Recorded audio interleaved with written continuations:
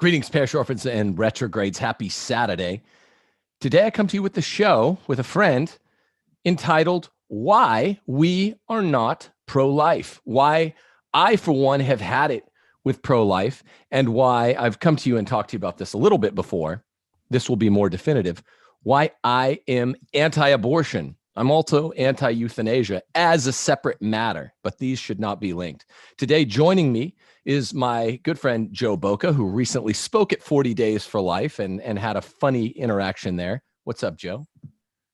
What's up, Tim? What's going on, man? Long time no talk. Yeah, it's been hours since we've texted. Now, I know, right? Dude, I can't even begin to tell you how long I've been sitting on this issue. I've done, over the last year, maybe 2 or 3 shows on the inefficacy of so-called pro-life. And I've said, this movement has died. It has failed. It was never alive to begin with. It needs to go away. And there needs to spring up from the ashes an anti-abortion movement and a parallel anti-euthanasia movement. And we're going to talk today about, Joe, your experience. What just happened is you are a 40 Days for Life anti-abortion speaker. Pro-life can't suffer anti-abortion, can they? No, they cannot. After my brief talk that I gave at 40 Days for Life, I did the Patriarchy chapter. I did realize that as I was confronted by actually from the pulpit, the woman who heads the Department of Bioethics and Life Issues for our local diocese, which is the Diocese of Rockville Center. The woman who heads that department, after I gave my, what you could call anti-abortion talk, went on to give she tried to clarify and give caveats basically on my behalf, because I said, and I knew going in that this would be the most controversial sentence that I would utter, that you shouldn't have compassion on women who undergo abortions. So that message is unrepentant women. You said unrepentant women. I sure did. And then I said that to her after the fact, after she kind of excoriated me from the pulpit. I said that, I confronted her. I said, you do know that I said unrepentant. And she's like, well, yeah, I know, but you were still a bit rough. And I'm just like, you do know we're losing. And one of the problems and one of the things that I addressed when I was speaking, albeit briefly, that people seem to, even people that go around saying they're against abortion or pro-life, whatever it is, one of the problems that people have is that they tend to differentiate abortion from prior mass murders, like the Nazis or the Soviet Union or the Armenian genocide. They kind of separate it as though it's somehow different in kind, when it's not, and it's actually far worse. So, and that's kind of the that was kind of the message that I was trying to drive home, only to realize that it was completely unwelcome. And after the fact, they did this rosary where every Hail Mary was a petition for such and such. And I found that most of these petitions were on behalf of the women thinking about getting an abortion or murdering their baby, instead of the victims of the crime itself. Right. So I find that the pro-life movement broadly is really more about the women than it is about the victims. Boom. The actual children themselves. There it is. That's it. So let's get into it really quickly. I want to give 5 reasons why we are anti-abortion, not pro-life. There are 5 very compelling reasons. Folks out there, I think, who are anti-abortion will find it hard to disagree with us, even if they're scratching their heads at this title. So let's get into that in a second. Yours is an instance, Joe, of what I'm calling reason number 3, and there is a rapport between reasons 1, 2, 3, 4, and 5. We'll get into those in a second. First, I want to remind folks, like my friend Joe here, get out of your blue state where they excoriate you for being too anti-abortion, even at the Catholic churches, and get to a red state. Go to realestateforlife.org. realestateforlife.org will help you get from your blue state to your red state. That's what you need to do. It is the 11th hour in our country, even though our country's in its relative adolescence. And you need to be in a red state to be in a good place for your family. Go to realestateforlife.org. Also, like this video, subscribe, click the notification bell, leave a comment on whether or not you think we ought to be pro-life or anti-abortion. Also, if you want to support this channel, go to Patreon. That is Timothy J. Gordon at Patreon, and buy the channel books, which is to say, Ask Your Husband, which the pro-abortion feminists are still raving mad about. A woman who really takes it to him, my wife Steph, in Ask Your Husband. Also, my book, The Case for Patriarchy. Buy that. If you buy those two books, you help the channel. If you go to Timothy J. Gordon Patreon page, you help the channel a great deal. Okay, the 5 reasons. Joe, we'll bounce these off of you. We're going to play your talk that got pulled down off of the 40 Days for Life Facebook page by the chapter president there in, I don't know if it was Rockville Center. It was just too much heat for him to say that abortion is unequivocally wrong. It's murder, but it's also murder requires a murderer. So let's go through these 5 reasons real fast. Then we'll comment on them with you, Joe. Number 1, why I don't call myself pro-life. Pro-life as a message since 1973 has definitively lost. It's definitively lost. It's a fundamentally bourgeois movement run by folks who cannot oppose themselves to anything. They simply don't have it in their weak, effete characters. I don't know how else to say it. I'm not trying to sound rude. A lot of these are people that are essentially good-hearted, but they're not fighters. Compare this, as part of reason number 1, to the abolition movement of American slavery, an evil that needed to go away. It was not called the pro-freedom movement, folks. They designated specifically what the ill was, what the grave wrong was, and who the villains were. That's the only way to get rid of an evil. We need to be the anti-abortion movement. That's fine. It carries with it a complement. We need to also be anti-euthanasia. But remember, abortion and euthanasia are separate jurisprudential and separate legislative issues. Dobbs versus Jackson's Women's Health will hopefully sort out Roe versus Wade this summer. And then we have more work to do on abortion. It's as a separate jurisprudential legislative matter. We need to also make sure that euthanasia gets gone in all 50 states.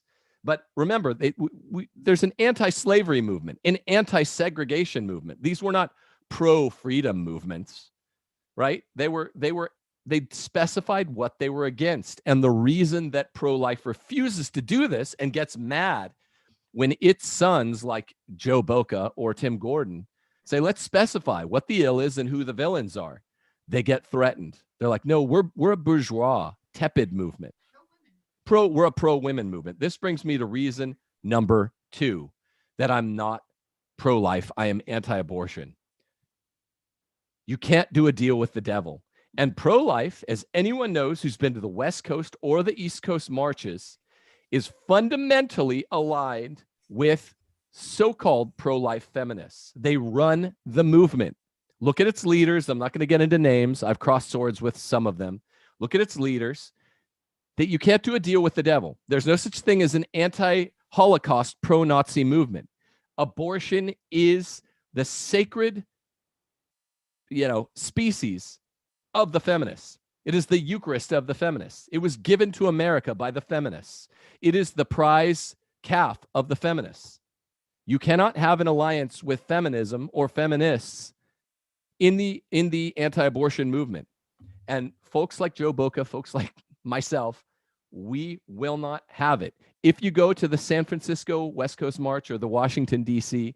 East Coast March, you will see definitively it is run for and by feminists for life. It's false opposition. It's not real.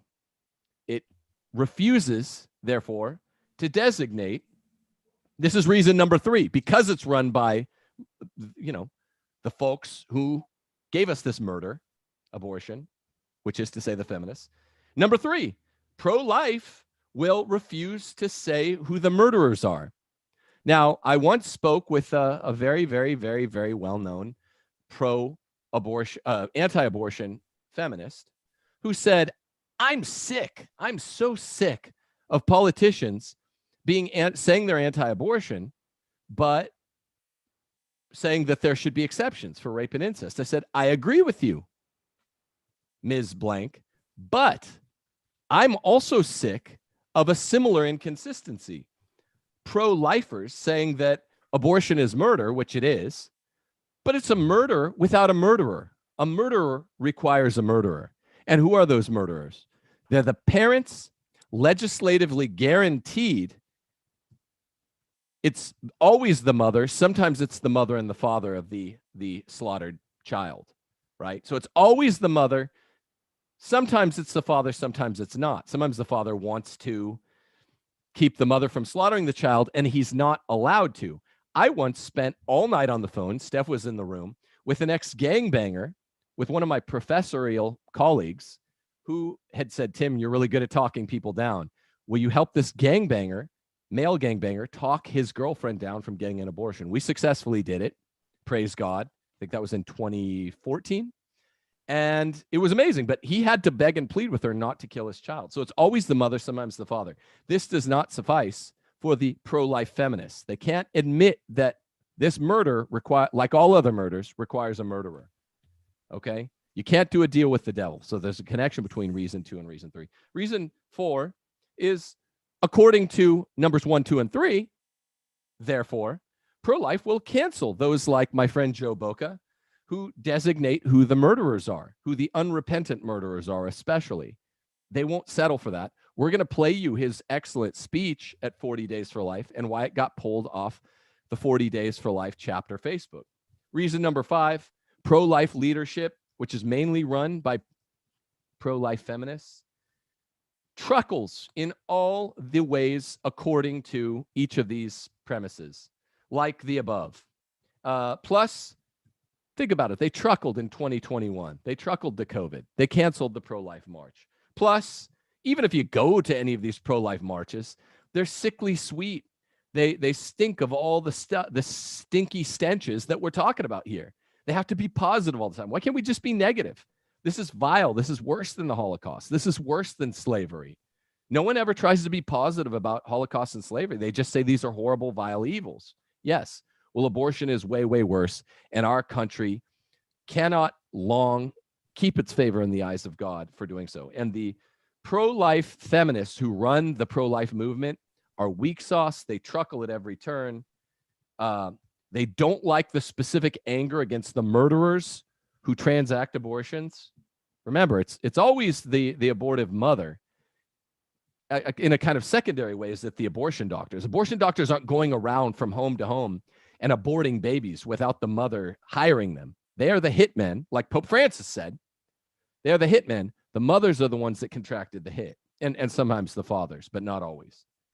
Okay? So they're what we call here on this channel, in our book, on our program namesake, Rules for Retrogrades, militant moderates. Joe, yours was reason number 3, but any of these you want to comment on, go for it now.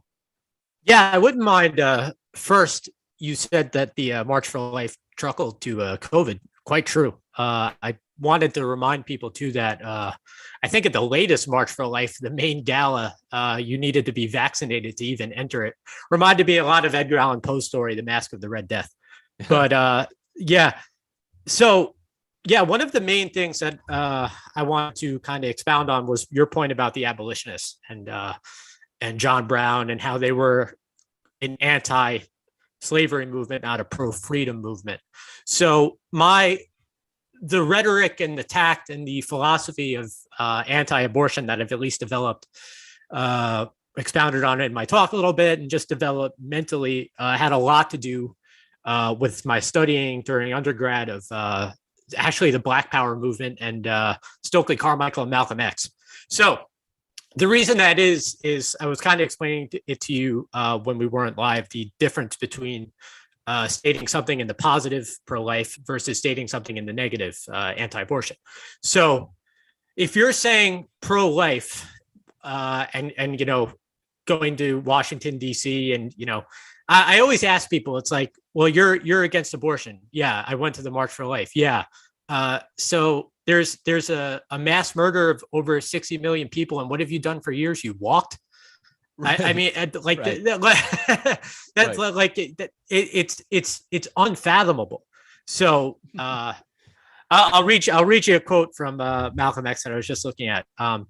So anytime you live in the 20th century and you're walking around here singing "We Shall Overcome," the government has failed us. So it's the problem of the pro-life movement and this whole call to overturn Roe v. Wade, which I grant it would be numerically better because less babies would probably die, but axiomatically it's still a failure because you're operating under the assumption that the government has the right to say, okay, no, we're just gonna stop killing babies now, as though they ever had the right to do that to begin with, and that right from jump it wasn't an absolute catastrophe. And you want to talk about ultra vires, that's ultra vires to the government. I mean, so and then I was thinking to myself today that if you merely took the event out of the womb, a minute after birth, I don't know if anybody, I should hope not, that anybody would have compassion on a mother who took her child and drowned them in a bathtub a minute after they were born for the same reasons they might have an abortion. Yeah, I'm not sure. That's a good question. I think truly true feminists would. They'd say, look, the first rule of feminism is you never criticize a woman. So I think they would, if they're being honest. They prevent the two, which are, there's an utter parity between them, drowning your kid in a bathtub and having its brains jabbed out with a pair of medical scissors in the womb. They're equally wrong, right? So I in a way, the feminists are sort of more honest if they're pro-abortion than the feminists who are anti-abortion. You see what I mean? I guess that's your point. Yeah. Yes. And I mean, and to your point, the whole thing from 1973 onward was just completely DOA, dead on arrival, because it already accepted the premises of Marxists and communists and frankly Satanists. So it's there was another quote that I used in my talk that in order for a people to be free, they have to be able to define their own terms. We've already capitulated in so many respects, myself included in a lot of ways, because I throw around the word abortion when the thing is just it's as much murder as if somebody just shot somebody in cold blood on the sidewalk. It's the same. It's equal in gravity. It's actually worse because you're talking about somebody who's completely innocent and completely helpless and they can't defend themselves in any conceivable way. So and it's worse according to Aquinas, because killing someone in your family is inherently worse than murdering a stranger. Relationality matters. And it's worse than killing your brother, fratricide, to kill your child. It's the worst kind. It's a different kind of even murder. But yeah, you're right. And they're more innocent. Yep. Right. So, but we've been operating and just speaking euphemistically about this for since it's been a thing. And I don't know exactly. We've talked about this a little bit. It's also one of the reasons why I stopped voting. So I don't believe in participating in a system where the binary is you choose between Democrats or Republicans, let's say, or a pro-life party and a pro-choice party, let's say. You're choosing between one party that's genocidal and murderous. That's what they profess, and then the other party is one that just gives lip service to being quote unquote against it. But we're already so far gone axiomatically that we are okay with. We've gotten used to hearing our own candidates, quote unquote, saying I'm against abortion except for instances in rape, incest, and life of the mother. It's it's so unacceptable as to be like unconscionable that people would even consider that to be a live option. But because I often ask, I say, okay, would you be, if somebody dropped you in 1932 in the Soviet Union or Nazi Germany or whatever, would you not be panicking? Would you not, hit the alarm bell and say that there's an emergency? Or if it was 1965 and they're spraying black people with fire hoses right on the sidewalk, would you not be panicking? Because it is that, but again, it's worse. But rhetorically, to point that out seems to be completely anathema, apparently. So yeah, they don't like it. They don't like it. I'll also say this, and I want to, well, I don't want to tread too lightly. CPAC, since you just said it's this false dichotomy between Republicans and Democrats, CPAC just famously excluded any anti-abortion speakers from their meeting. And I've had recently Matt Schlapp on this show. I think his book is very good. The Desecrators, everyone buy that book, support that book at TAN. But there's that problem. The Republican Party is not actually anti-abortion, and that's why they excluded anti-abortion speakers. Also, the reference was made when they asked Matt Schlapp, why did you not have folks out? He said, well, because pro-life is anything. It's so amorphous. Everything is pro-life. I think he meant it in a different direction. I don't think we're of one mind here on the abortion thing. He might be more with the Republican mainstream than I am. But he's right insofar as it is so amorphous that technically everything's pro-life, right? I would say this. I am not pro all life. I love the death penalty. I love Ed Fazer and Joe Bassett's book on why the death penalty is good. I love just war. The Crusades, except for the Fourth Crusade, were just wars and were beautiful things. So killing is sometimes necessary and even just, and therefore beautiful. Never against innocent life, though. Never abortion or euthanasia. So I'm not pro-life in every case. I'm anti-abortion. Now, I'd also comment, people are going to be talking about it in the comments. Recently, we had Matt Schlapp and Diehl Hudson on about their really good book, The Desecrators. I wouldn't have had them on otherwise. I don't support the tweet that got ratioed about trannies or anything like that. So that's, I make that clear. I don't attack the person. I attack the position. That was a whack tweet that Schlapp did, but still, it's a good book. That's why I supported it. He needs to maybe reread his own book. People don't boycott the book, just boycott the tweet or something like that, because it's a good book by Schlapp and Hudson. I couldn't believe it. I had to do a double take when he supported Leo, whatever, the confused gender dysphoric man who swims. Okay, so there's that. There's that issue. That's, I guess, wraps up reason number one why pro-life has lost fundamentally, because people who are anti-abortion like you and me, Joe, we're not pro all life. It's just not true. We're anti-abortion. Reason number two is probably the beating heart of all of the other reasons. It's allied with feminism. Now, I want to play really quickly your talk. We have video of it, Joe. And the reason, let's be honest, reason number two, pro-life tries to ally with feminism. They're, in many cases, the leaders, pro-life feminists, like an anti-Holocaust, pro-Nazi party or something. Isn't it true that the reason that they ultimately pulled your talk off their chapter Facebook page is because you mentioned that in every case of every abortion, a woman is ultimately the font of the murderer, aka the murderer?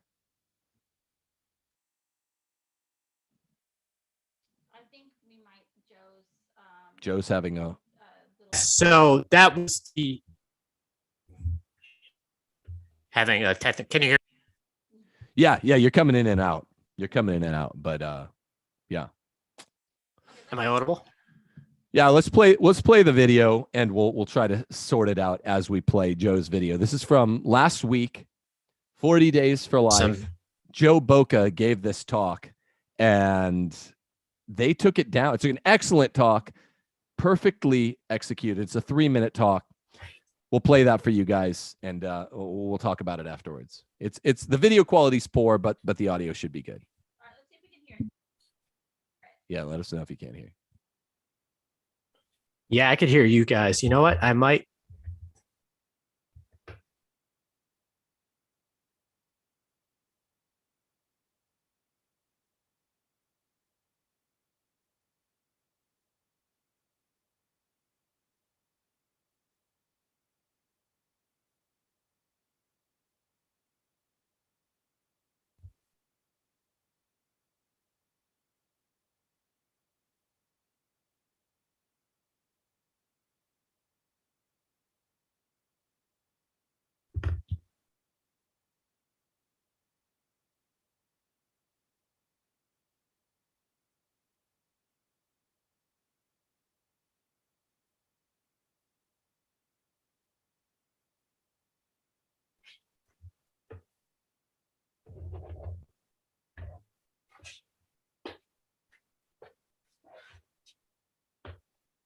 There it is.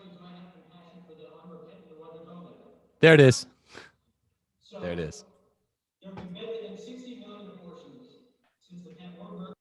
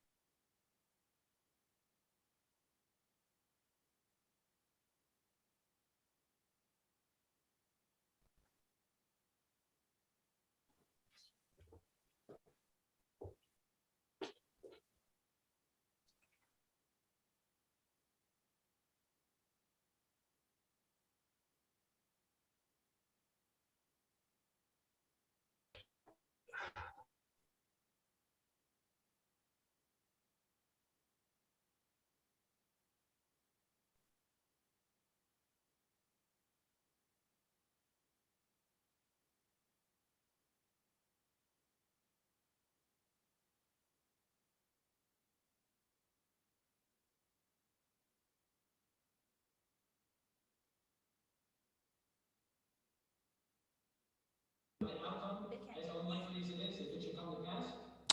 As we know, if Roe was overturned, the issue goes back to the states. So we will still then be a country that allows for the murder of the unborn. This is unacceptable.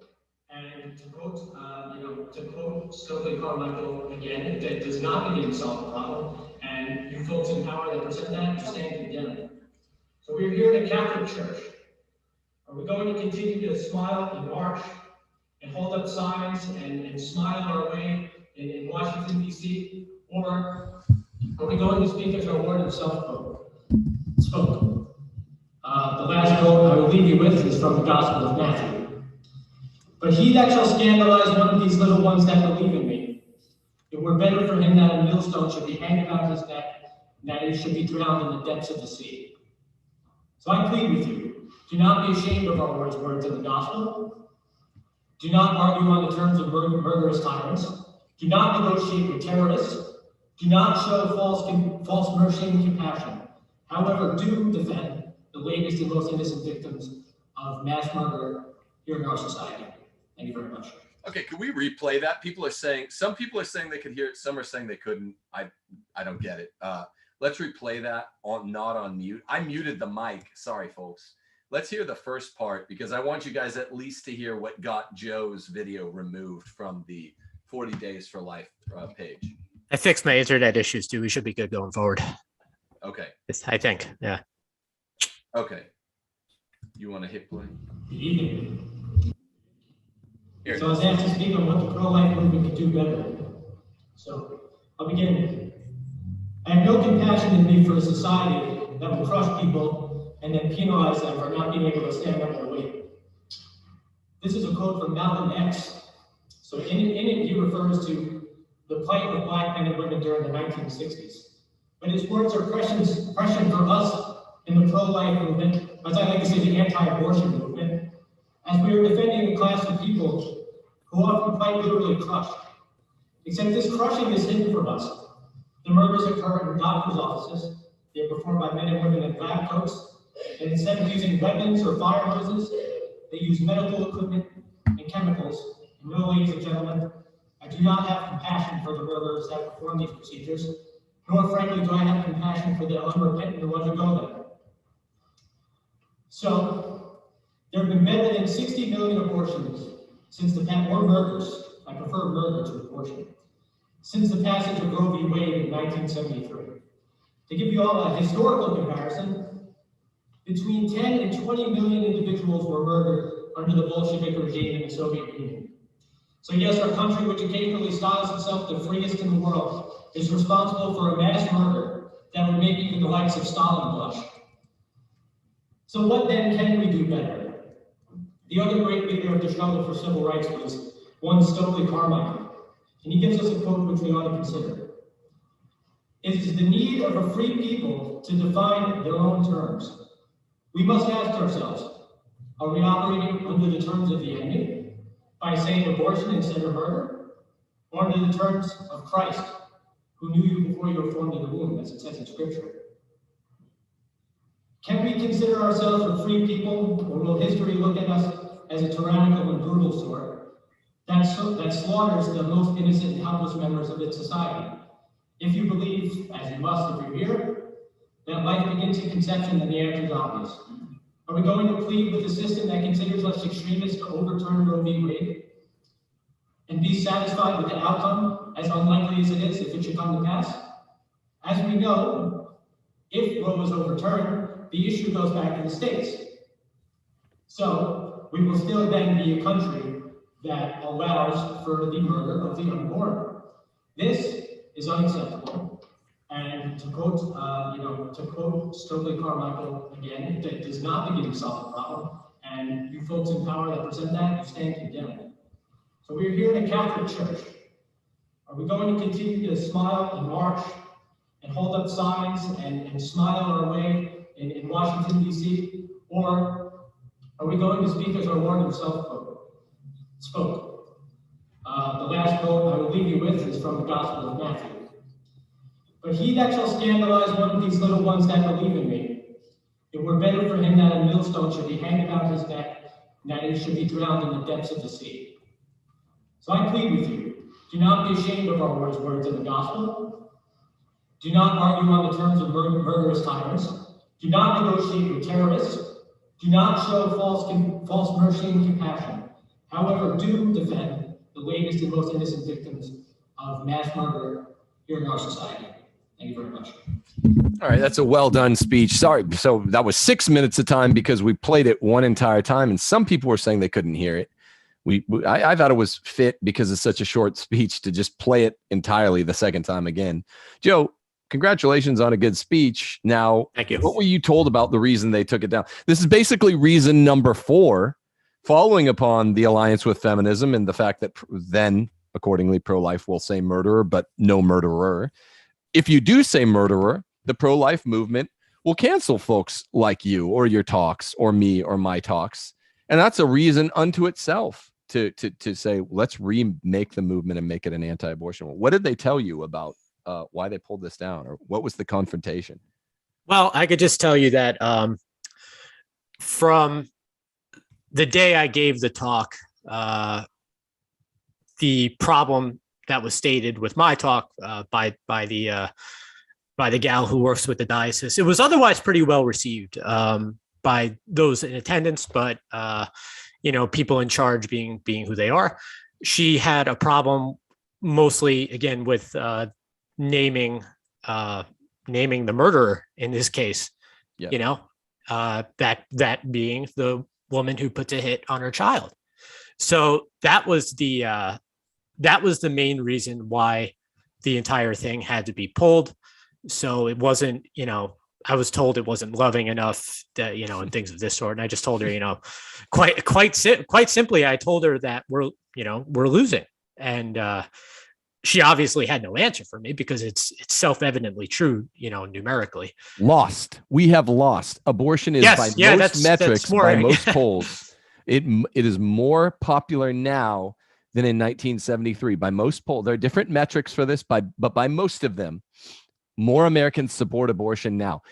Pro-life needs to go away. What needs to re-arise is a completely anti-feminist, because they're the executors of abortion, anti-abortion movement. We can't have an anti-Holocaust movement run by Nazis, right? It's eminently simple. And again, these are just people that are more than happy to think to themselves that the people in power do have the right to do what it is they're doing, and that is slaughter the unborn.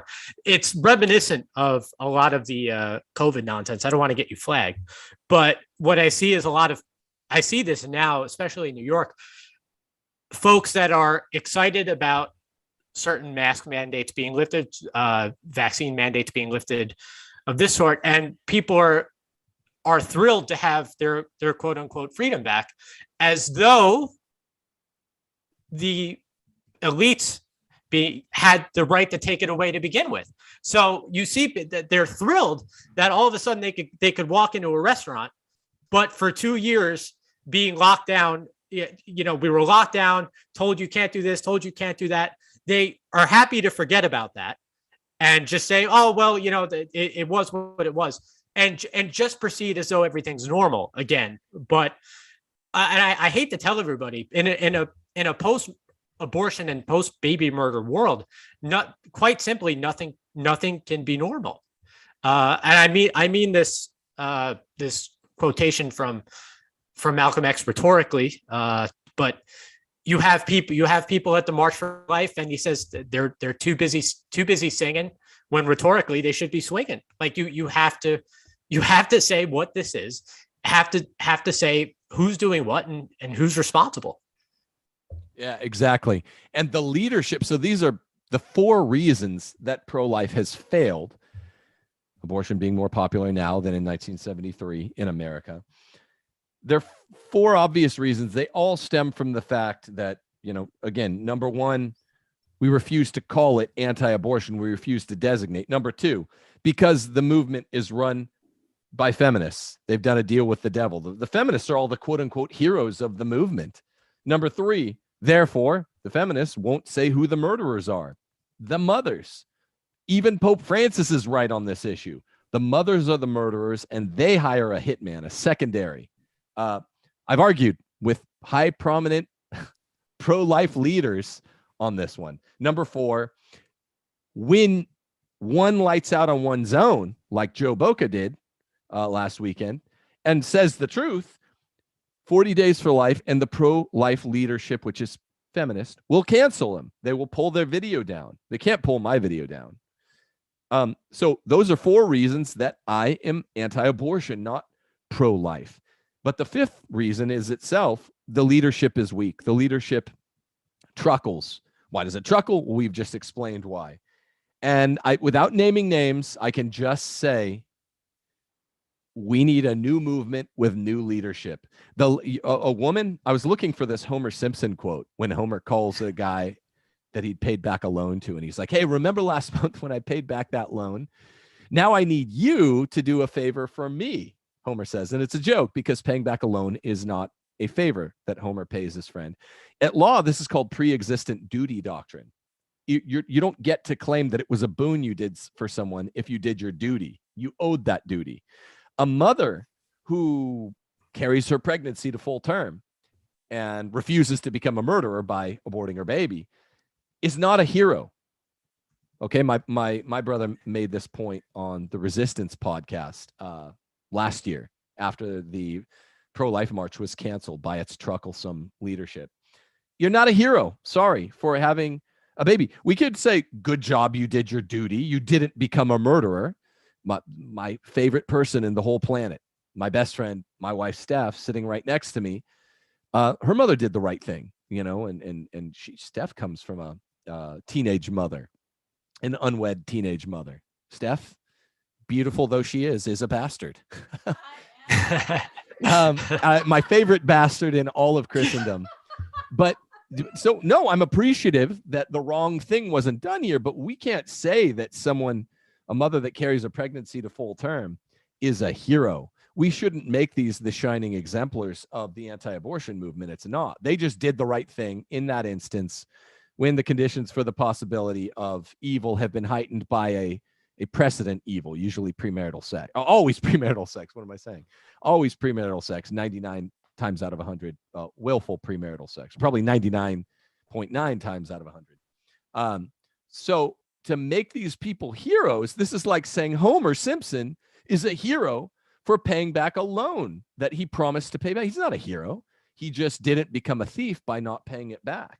This is the problem with pro-life leadership. We need a new leadership. The people that have worked in the abortion industry or were tempted to have an abortion because of a tough situation due to premarital sex that didn't have an abortion, these people can be on board the anti-abortion movement. Yes, they should not be its shining exemplars. They should not be the heroes. They should not be the leading lights, says I. What do you say, Joe Boga? Yeah, it's funny. It reminds me of, I think everybody kind of like if they go to a parish or something like that, and there's an Orthodox priest there, maybe he's wearing his cassock or something like that, you get kind of excited because it's just like, oh, look, this, I can kind of trust this guy to do the right thing, make sure everything's valid and everything's in due order. But when you just realize that the expectation is so low that it should be the norm, but it's the exception. So yeah, same being true of pro-life, anti-abortion. It's funny, you see this kind of thing in popular culture too, where if a couple doesn't abort their baby in a movie or something like that, everyone says that the movie has like a quote unquote pro-life message. And I'm just like, this is so stupid that like the window has been shifted, and we've been so browbeaten to a point where we think that the norm is to abort and not to birth. And I mean, oddly enough, that's true for the Black community in the city. As a matter of fact, the last I checked, they actually the abortion rate is higher than the birth rate. Oh, well, higher. It's like 75% of babies born in New York City, Black babies, are murdered by them. Correct, and it's systemic, obviously, because we look at the fact that Sanger, who founded Planned Parenthood, was an avowed eugenicist and racist. But these are the kind of things that when you point them out to people that are for abortion, they never have an answer, and they're just like, I guess she was a product of her time or something like that. But you just say to them, it's just like, no, it's like she said she wants to exterminate the Black population, and then that's what happened. You know what I mean? She was mean. It wasn't an anomaly. I also hate the fact, though, Joe, I think you'll agree with me here. That's really bad of Margaret Sanger, that she wanted to kill certain babies and not others. It's Black babies. That is mean and bad of her, and a sin that she was a racist.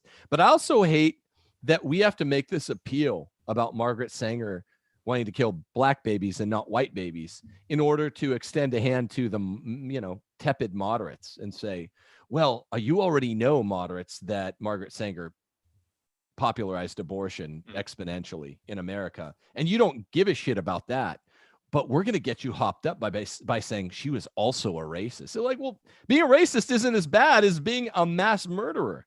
It's bad, but it's not nearly as bad. So it shows you what inverted values Americans have, Republicans have, moderates have. Anyone other than someone who's on the extreme right has this perverted set of values. Now, I want to address something you said about Roe. It's very important in this time period now, the interregnum, or whatever you'd call it, between the decision on Dobbs versus Jackson Women's Health, the Supreme Court case we're waiting to hear, and the actual reading of the hearing in June or maybe July. It will hopefully, at best, overturn Roe versus Wade. It will not make abortion illegal in all 50 states. This is a tricky issue because all 50 states are the true republics. There are 50 peoples of America, right? The 50 peoples of the 50 states. This is what I'm teaching. I'm a neo-Confederate, okay? So people ask me, well, then what after Roe, assuming the best comes to pass and all you hope for happens? What after Roe? Then what I say after Roe as a neo-Confederate is, this is the issue. You hear me plug Real Estate for Life every show, right, people? What we need to do once we're all in the red states, the blue states, if the issue of abortion is given back to the states, so-called, we need to say we will not be part of a nation with you. We need to leave. The red states need to leave. Abortion is a big enough issue, far, far bigger, far more important than slavery. Slavery was a grave evil. Abortion is a far graver evil. We need to say, let's cut the country up. The red states need to leave together. We've got a contiguous geographic block. The blue idiots on the left and the right coasts of the country will not, so they're screwed. They're SOL. We need to, once Roe is turned back to the states, God willing, we need to say, now we're leaving. This issue is worth cutting the country up over. So I I haven't said that super explicitly lots. I hint about it lots as early as my book, Catholic Republic. But this issue is it's a hill worth dying on. It is the issue. If the Holocaust or segregation or slavery were hills to die on for the peoples of those eras, well, this is 100 times bigger than any of them. Yeah, I mean, I know there's a lot has been said about secession and things like this, but I use the S word, but yeah, I think it's obvious, but I guess I would throw a question to you, and you would be a little more knowledgeable on this than I would, but that the American system could allow for abortion to be legal in any respect. Does that mean there's an inherent problem, or that there's like an inherent poison in the entire thing? No, because no, it doesn't. Okay, because I'm thinking, I mean, if you have to succeed, well, that's a Lutheran response. Perversions of liberty are called license. Right. Yes. It's not a rule-proving exception. So a licentious misuse of liberty does not disprove liberty. Okay. So we live within a sovereignty within a sovereignty. The founders called it Imperium in Imperio. The states were supposed to make all the big, important moral decisions, the 10th Amendment type decisions: health, safety, welfare, morals, security. Those are the 5 powers that fit under what we call the police power of the state. I said this to Sohrab Ahmari when he was debating fruity David French. David French thinks that it's good that trannies can read to kids in libraries, and who knows, probably try to molest them while they're at it. I said, Sohrab, look, man, it is a state's issue because your state is your sovereign people. So the sovereign people of New York, that's your polity. Your polity is not this continent-sized Leviathan, America. And he's like, well, what do? I don't want to leave New York. I was like, well, you're morally accountable for your polity, New York. Once you get to a place like Mississippi or Alabama that's trying as fast as they can to get rid of abortion, you're no longer morally accountable for it. But I'll grant you, Joe, most people nowadays think they don't know what Imperium in Imperio is. They don't understand what American federalism is. They don't understand that the 50 states or the 13 original states were called states because they are our country. Mississippi is my republic.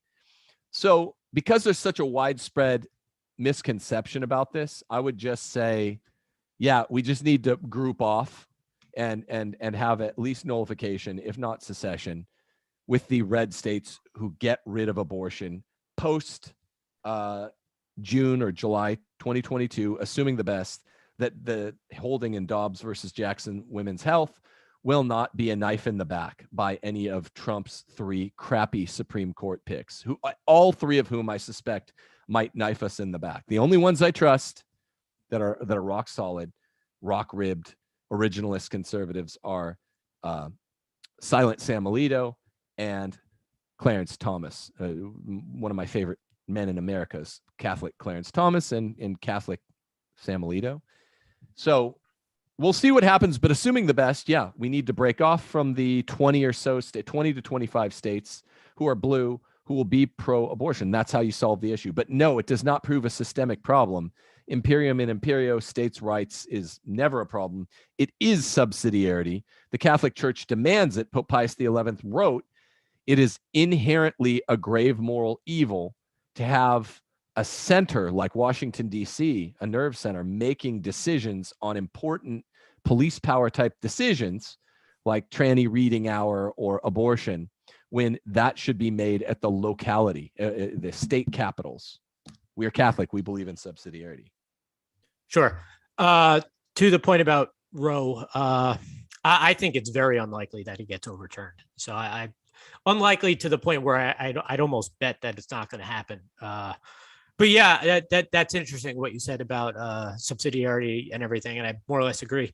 So I think therein, you would have states like Mississippi, Alabama, would in effect house the true America or something like that. And as such, I mean, you couldn't call the states united, or you couldn't really have any unity with a state like mine, because it's just, if one allows for this kind of grave evil, there's just there really can be no kin between that kind of good and that kind of evil. So I mean, it's entirely necessary. But as you said, and I know whom you refer to when you talk about the leadership of the pro-life movement. I mean, it is quite a thing, and I've named her on Twitter. It is quite a thing that the figurehead for the pro-life movement is somebody whose conscience was at a point so dulled, and her heart was so hardened to the point where she oversaw, I couldn't even begin to guess how many abortions. And now people like that are supposed to speak for me? Right. No, there's no chance. There's no chance. And confess, go into private penance. We're glad to have you on the right side of things. Anyone who's personally been the director of a Planned Parenthood. We're talking about Abby Johnson, of course. I don't want to be. I don't like playing games with names. I would have named her. I didn't know. Yeah. Yeah. No. Whatever. I don't want to play games. Look, we're glad to have you on this side of things, Miss Abby Johnson. If they're actually on our side. If you're actually on our side, there's some question about a Facebook post you made the night before you left, and your reasons for leaving. But let's be charitable. And let's give the benefit of the doubt and pretend I've never seen that Facebook post, which I have, and just say, we're glad to have you on our side. I'm glad that you've been to confession and all that. I just think that the leadership of a movement should be, by and large, generally speaking, members of the movement that got it all along. It would be one thing if it were a more morally complex issue, but to aver that one has to have seen thousands of babies killed, overseen it, or being the director, whatever that means, in order to know that it's wrong to kill little innocent babies is an absurdity. And this is not someone that belongs in leadership of a movement. Same thing. I didn't have to try heroin to learn that it's wrong. I knew it was wrong without trying it. So I do object at that level. I will say this though, okay, on Abby Johnson's behalf. I'm glad that she made the right decision and turned it around because of the shadow of the cross. It's never too late. I hope the motives are pure, but I just don't want those people in leadership. I want them in the rank and file, and maybe go into hiding for a little bit, or go into silent prayer and penance for a little bit. Don't turn around and the next day pitch yourself as a pro-life leader, which is exactly what happened. That's not right. That's disordered. But I'm glad to have you on our side, just as a silent member. Yeah, this is like letting one of the guards at Auschwitz or the guards at the Gulag end up being the head of the anti-Nazi movement, or the head of the anti-Bolshevik movement. A whole lot of sense it makes, if you ask me. But again, this is the cognitive differentiation that people are making between abortion and the other mass murders. Yes. That is entirely fake. And so there's two ways. And again, there's two ways that we look at sides that we kind of went over. Is like, well, I'm glad to have you on my side, right? Okay, yes. So forgetting the Facebook post, and I could use Abby Johnson, as indicative more broadly of the pro-life movement. Forgetting the Facebook and everything, quite simply, those people aren't on our side. They're not. If their rhetoric is more concerned with abortion hurts women and all that, right? If their rhetoric is more concerned with that, they're not kin to me at all. No, and that they're enemies. They just are. The Holocaust. Sorry to break in. The Holocaust hurts the people that do it. It hurts the Nazis. No, you're not on the same side, right? I don't want the Holocaust of any innocent people. And there have been lots of Holocausts in the history of the world, but in this case, we're talking about 1930s Holocaust. If your main reason for being anti-Holocaust is because it's bad for its executioners and its implementers, then you're not on my side. If your main reason for being anti-abortion is that abortion hurts some women, well, then you're a feminist and you never got it. And by the way, I should say, sorry to interrupt you, Joe. People hate when we interrupt, but I want it. It was such a great point you made. that was the pro-life leader that I was referring to earlier. I wasn't going to say it, but then it got too quick, too coquettish for me to not say it. So yes, I had obvious, this right? debate. Yeah. I had this debate publicly with her where I was like, so a murder requires a murderer, right? Why don't your juries hang murderers, as Mark Twain asks about Southern slavery juries? And Abby Johnson was told me on Taylor Marshall's channel, I don't want to call the mothers who commit these murders murderers. I'm uncomfortable with it. I'm like, well, this is exactly what you're doing, and you're criticizing in Republicans who say that in the case of rape and incest, it's not an abortion, it's a problem, right? So I am glad to have her on our side. If she's on our side, let's be charitable and assume she is. I've just heard a lot of pro-women rhetoric from her and others who run the pro-life movement. I'd like to hear more pro-babies rhetoric, which includes half of them are women.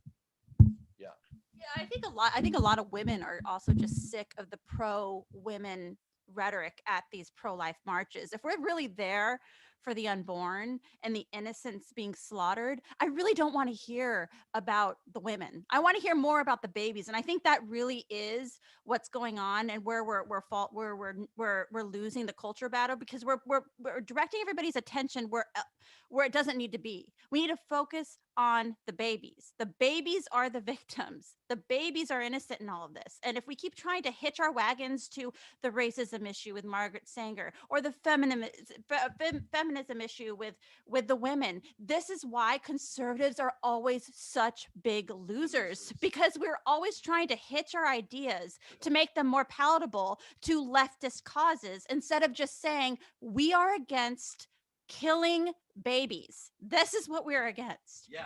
You just want to yell, how hard is that? You know what I mean? Yeah. It seems so simple. And it is that simple. But again, I've probably said Malcolm X's name 5 times already, but I'll keep saying it because the correlation between the two, is stark to me and kind of interesting. Because people on his side and in his movement, flawed as he was, would have criticized people like Martin Luther King for sit-ins, right? When they're sitting in the restaurants, the whites only restaurants and things like this, and asking, in effect, groveling for approval. That is exactly what we're doing by the March for, and not where I don't partake in that. That is exactly what they are doing by the March for Life, going to DC and walking for a bit in the cold and then going home. It's absolutely no different. You're asking for how stupid is it that you're asking for the approval of murderers? Why are you doing that? Just stop doing it. The rhetoric coming from you has to be refusal. This has to end by fiat, and that you don't accept their premises at all, at even a little bit. And it has to be frankly, political separation, that you just, I want nothing to do with those people. Keep your approval. We don't need it. You're a killer. Right. Approval from murderers and villains is condemnation from God. Right. So we don't want it. And whether or not, I'm not the judge, I'm not the arbiter. I'm happy to have as many people, I don't give a shit whether it's a man or a woman, people on our side that I guess ultimately will vote this down if that's going to be the way we take abortion down. So I'm happy to have all of the repentant, I want to distinguish here, the repentant abortive mothers and abortion directors on our side, voting on our side. I'm happy that they can get square with the Lord. That's not my issue. That's their issue. Work out your own salvation with holy fear and trembling, right? But I am happy for them. I'm happy for the babies that they've had since then that they would have aborted. I'm happy in general that they're on our side. I don't want them as my leaders. They don't speak for me. I do not want them as my leaders. I want as my anti-abortion leaders folks that knew this most obvious precept of human life. A, don't murder. A prime, don't murder your own kin. Who knew that all along? Because I knew it since I was a little boy. And so did you, Joe. And so did Steph when she was a little girl. So those are the people that are going to be the fiery firebrands that really feel this, that say the right thing and do the right thing because they felt it a little bit, a lot, more viscerally than those who had to murder a bunch of babies first. I'm glad they're on our side. I'm glad they're right with the Lord, but they should be in the rank and file. They should not be the leaders. Can we leave it Quite there? simply? Yeah. I mean, it's and I mean, I beg Catholics and Christians of all stripes, not to sound too ecumenical, but whatever. Just you have to, and a lot of it's a mental and psychological thing, because we've been gaslit by basically a satanic regime for a long time into normalizing it, which they've effectively done. But what has to occur up here, and then in practice, is the realization that right now, currently, you're living under a regime that is significantly more murderous than the most murderous regimes in history. So in many cases combined, that's what you're experiencing. You drive past the extermination camps probably on your way to work every day. I know I do. And just, you have to sit down, reflect, meditate, read history, and think about historical responses to that and what these realities entail. It's very grave. And I would call on everybody to confront that. I like that. I like that a lot. And because these Satanists, and let's say who they really are in this case, they're the feminists, have been dealt with, negotiated with, capitulated to, and in many cases run our anti-abortion movement called the pro-life movement. It's semi-converted feminists who run it, not all the way converted. The proof is in the pudding. What's the proof? Joe's very nice, pithy 3-minute anti-abortion speech gets taken down. Why? Not because it's mean, it's anti-abortion. That's too anti-abortion. That's too specifically calling out what the evil is. We need to be pro-life because that's unoffensive. Oh, anti-abortion is offensive. Pro-life people it sounds nice. Well, I'm not pro all life. The pro-life movement is built on this modern lie of the seamless garment. It's built on the diabolical satanic lie of the seamless garment, that all homicide is wrong. It means taking the life of another. That even a soldier who kills in a just war, that's wrong. No, it's not. Even the state, which holds the prerogative, which kills the guilty accused, that's wrong. No, it's not. Those are the killing of a man, of a human being, and they're not wrong. I'm not against those. I am against the killing of the innocent, especially by their mother and or father, but always their mother. Here's the last word. And can I just make a plea to women, to Catholic women in general, to please stop abiding the feminist narrative within the anti-abortion movement. As mothers, as women, we're the ones that are bringing forth life. We're the ones that are holding this life sacred in our bodies for the 9 months that it's there. It's our job to start changing the talking narrative, not about ourselves, not about fellow women, but about babies. As the bringers forth of life, women, we need to stop this nonsense about talking about ourselves. We are mothers. We're Catholic women. Talk more about the babies. It's psychotic narcissism. Yet another mark, another indicia of the psychotic narcissism of feminists, the diabolical narcissism of feminism. Remember, feminism is the original sin. Adam and Eve swapping roles. All of humanity fell because of feminism, people. Read my book, read Steph's book, Case for Patriarchy, and Ask Your Husband. It's the mark of the diabolic is narcissism, and women, feminists who run the pro-life movement, keep it from being an anti-abortion movement. They keep it an anti-death penalty movement, and they keep it about themselves. This is about women. No, it's not. No, it's not. I don't care about anything but saving the babies, male and female. I do not care about this as a women's issue. It is a fetus's issue. It is not a woman's issue. Okay? Slavery was a slave's issue. Slavery was not a, I'm against slavery because it's bad for the souls of the plantation slave owners. What? It's crazy. They might be traumatized by their bad action. By their sin. Yeah, the Yeah. sinner's always traumatized by the sin. Which I'm sure they will, but it's not that's not even secondary. No, it's quaternary at best. Yeah. Tertiary.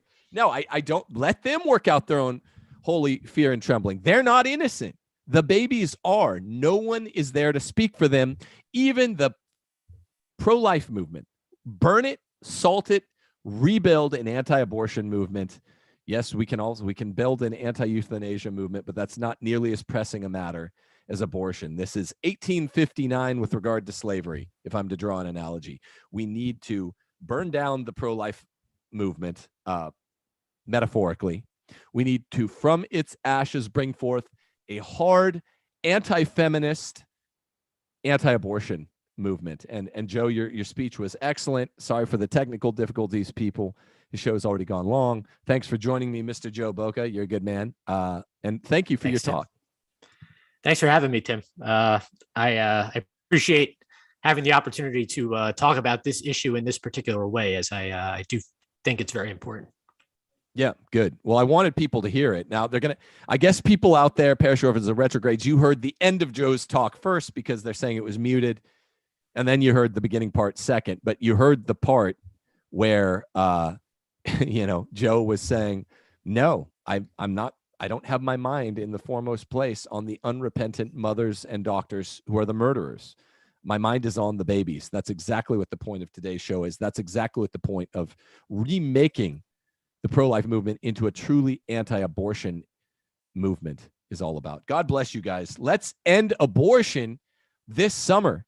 And after we end it at the federalized level, we need the red states to break off from the blue states over this issue, because we can't be allied with blue states. It is not a res publica, a public thing that St. Augustine talks about. We have to have a res publica in common, a moral center, and a house that's divided against itself cannot stand. So let's see what happens this fall. That's why people are in my Constitution class on timothyjgordon.com, because they want to know what the terms of the debate are, constitutionally speaking. God bless you all. Deus Volt.